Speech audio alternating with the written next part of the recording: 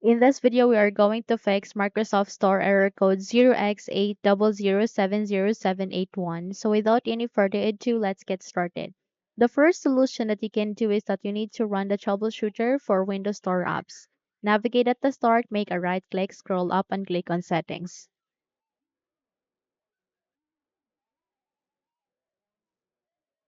At the settings, navigate to the search bar here at the left side, type for Windows Store.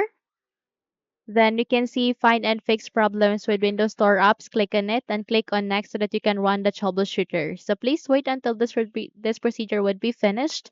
And once you are done with this, restart your computer and check if the error has been resolved. But if not, let's move on to the next solution, and that is you need to reset the Microsoft Store app. Close the window, navigate at the search bar, type for Store. Once you have seen the Microsoft Store application under the best match, make a right click and click on App Settings.